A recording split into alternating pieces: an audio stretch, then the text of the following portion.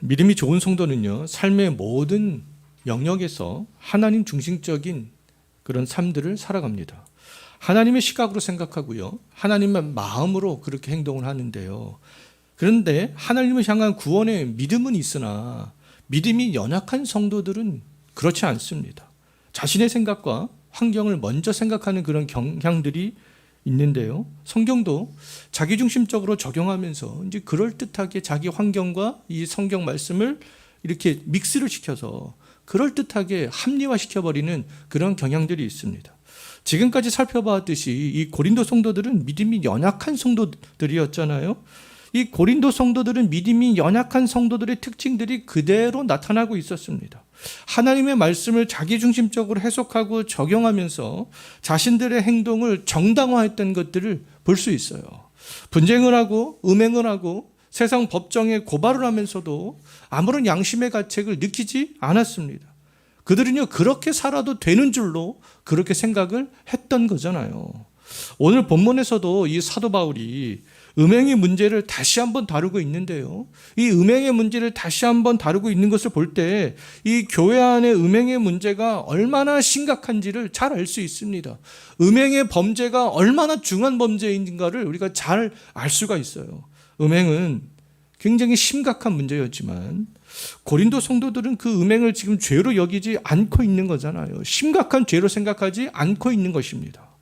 성도들의 음행을 죄로 여기지 않았던 그 이유는요, 바로 자기 중심적인 어떠한 그 말씀의 적용과 죄를 정당화하려는 그런 생각들 때문이었습니다.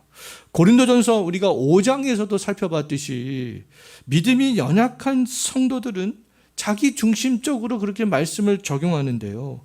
이 고린도 성도들은 그리스도 안에서 자유를 어떻게 생각했습니까? 우리는 그리스도 안에서 자유케 되었으니 어떤 행동도 다 해도 괜찮아. 이렇게 그들이 생각을 했었잖아요. 고린도 성도들은 예수님께서 요한복음 8장 32절에서 말씀을 하셨던 진리를 알지니 진리가 너희를 자유케 하리라. 이런 말씀을 분명히 오해했을 거예요.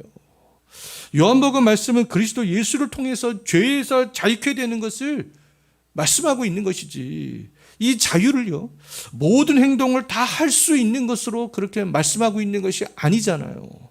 모든 행동을 다 할 수 있다. 그것이 자유야. 그것은 자유에 대해서 잘못된 개념을 가지고 있는 거잖아요. 그런데 고린도 성도들은 그렇게 자유에 대해서 잘못된 개념들을 가지고 있었어요.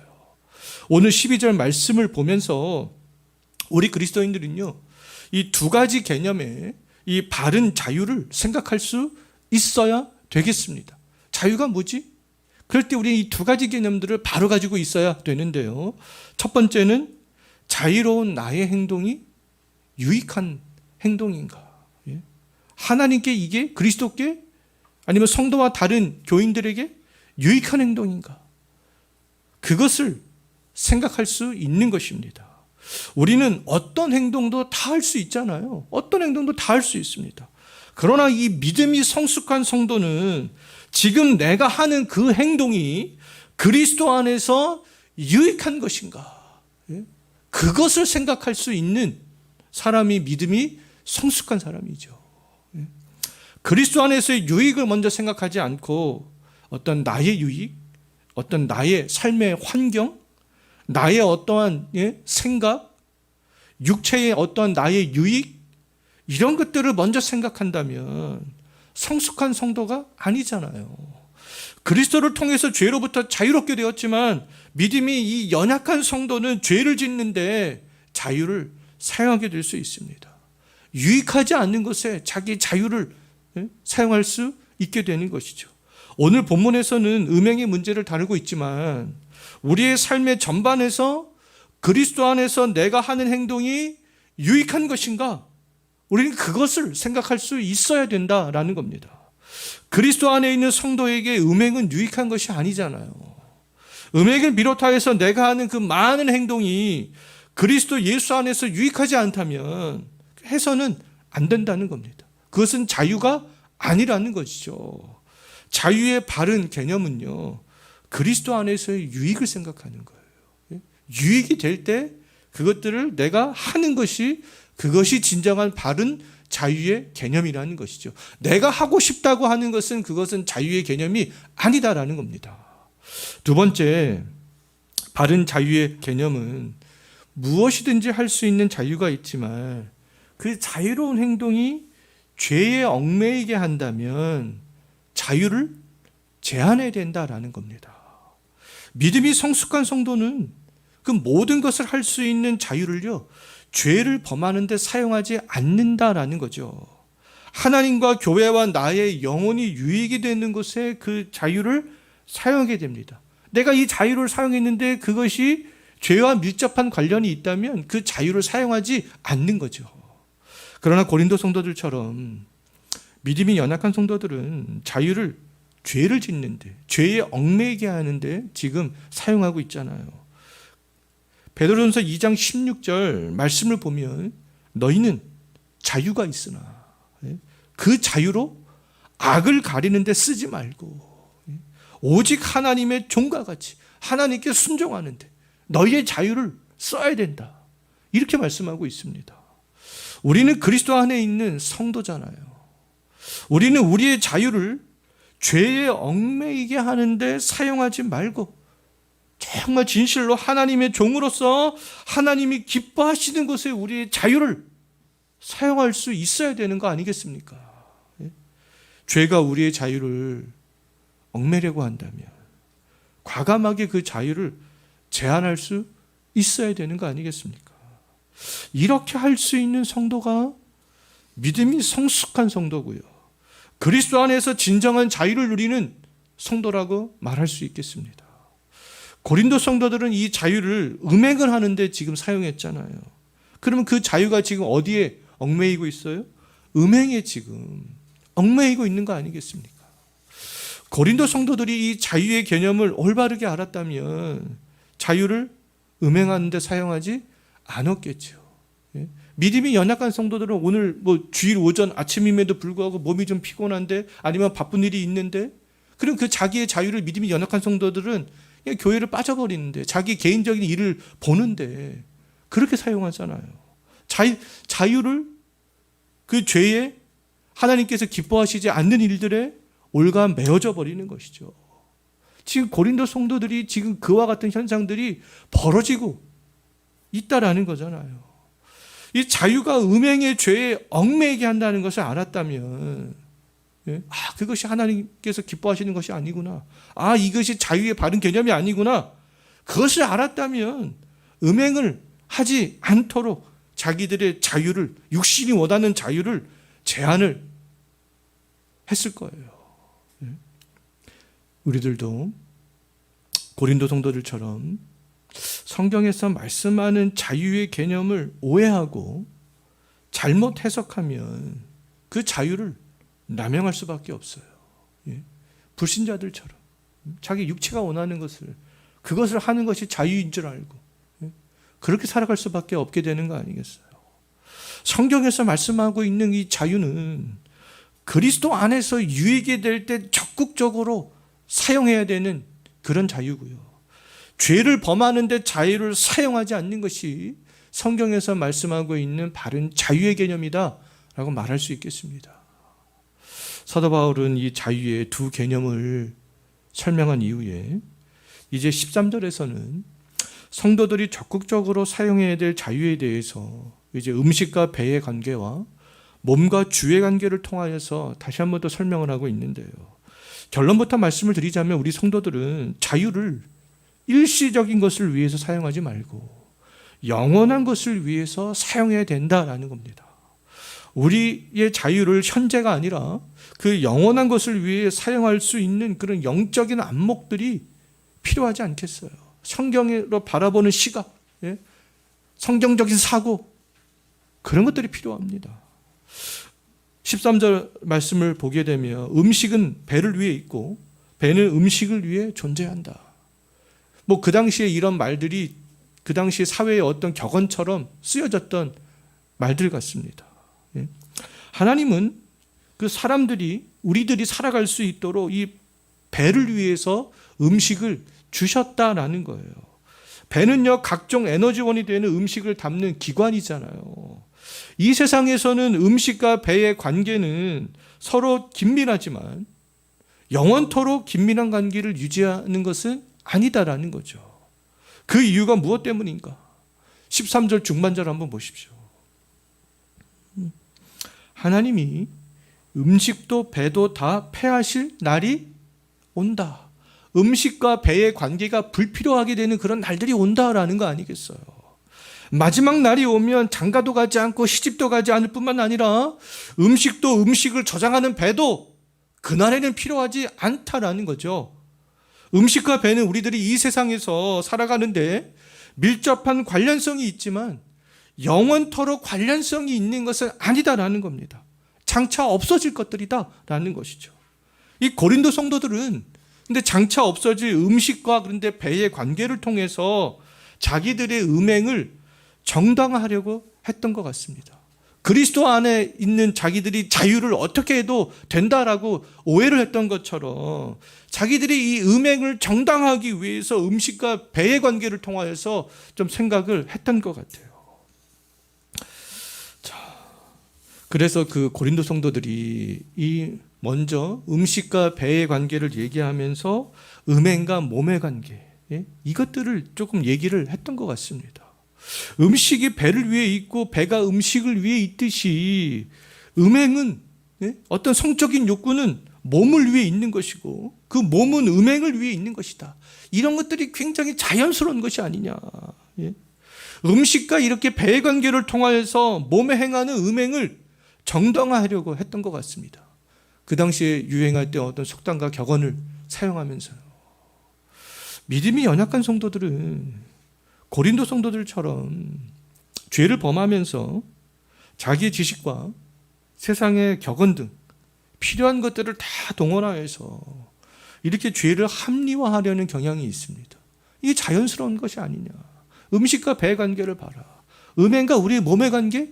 이게 자연스러운 것이 아니냐. 이렇게 생각을 했던 것이죠. 그런데 사도 바울은 음행의 죄를 합리화하는 성도들을 향해서 음식과 배는 일시적인 것이야. 없어질 것이야. 그렇게 지금 말씀하고 있는 거잖아요. 그렇다면 그 성도들은 너희들은 패해질 것에 집중하지 말아라 라는 것이죠. 성도의 자유를 패해질 것에 사용하지 말라는 것입니다. 배를 위해서 음식을 먹지 말라는 말이 아니라 몸을 위해서 음행을 하지 말라는 것이죠.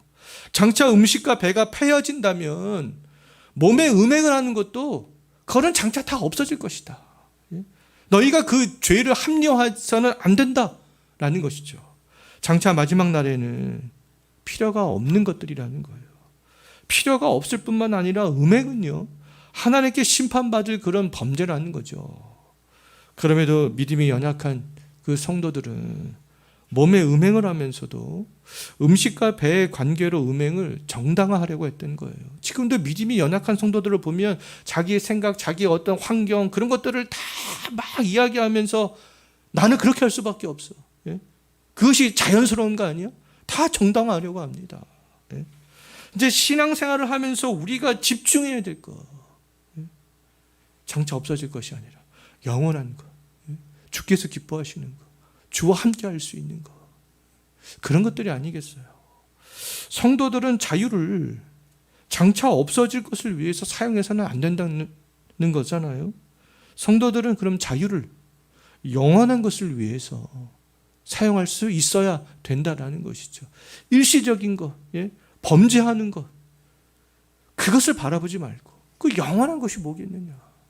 너희가 좀 이 좁은 시야에서 탈피하여서 좀 넓은 시야를 한번 좀 봤으면 좋겠다.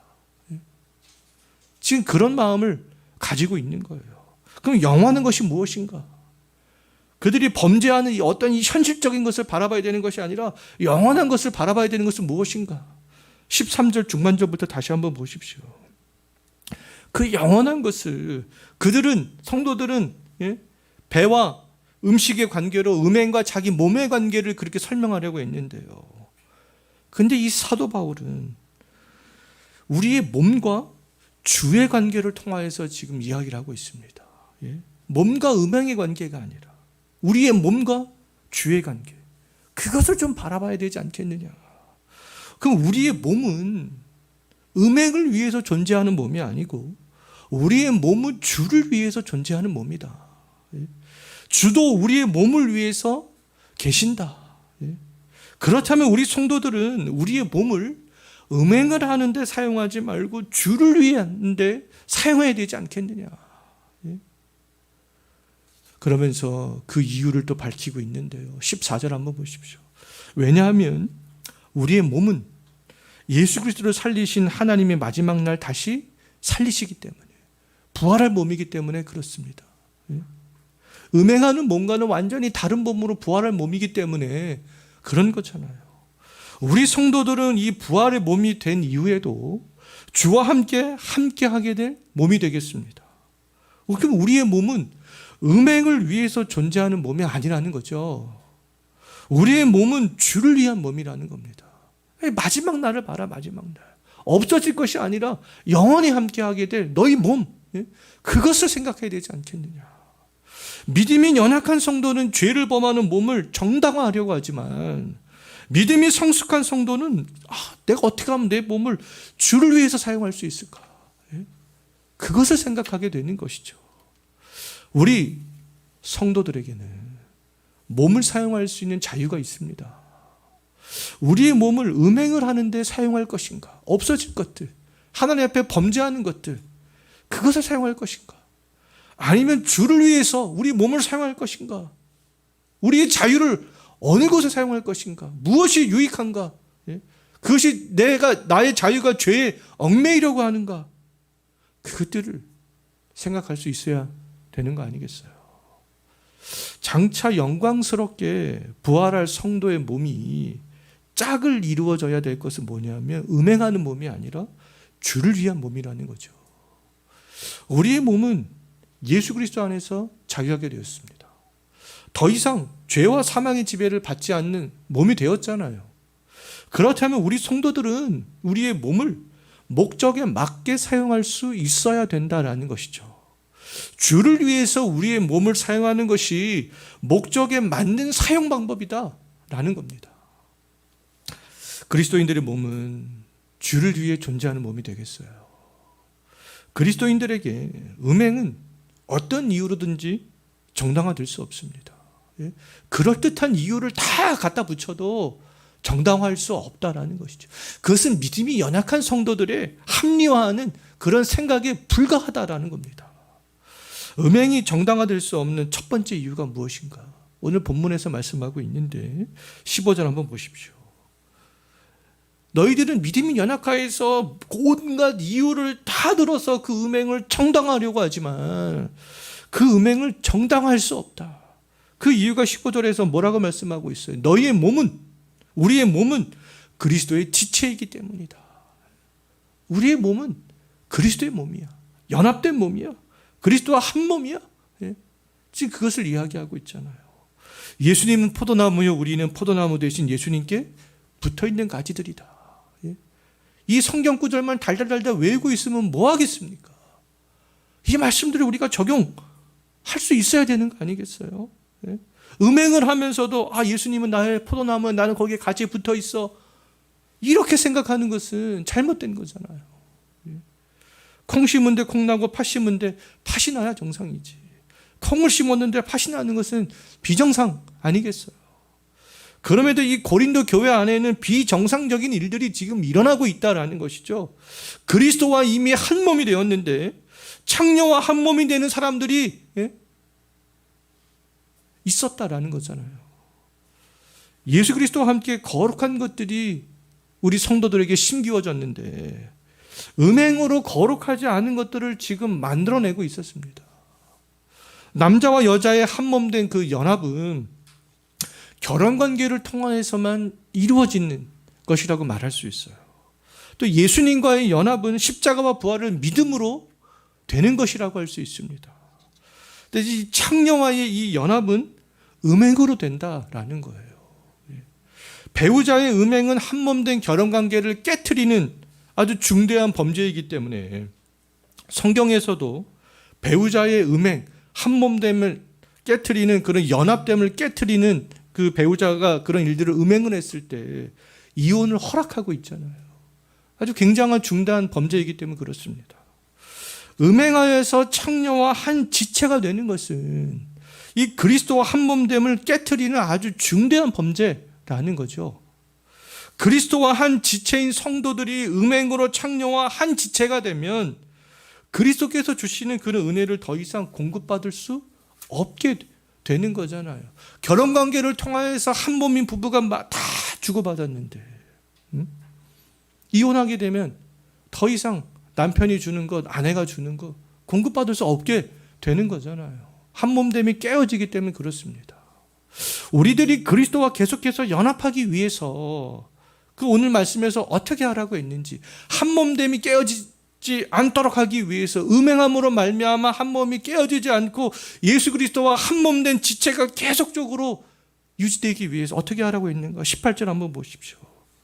음행의 상황에서 어떻게 하라고 했습니까? 음행을 피하라. 그 음행은요, 맞서서 싸워야 할 상대가 아니다라는 겁니다.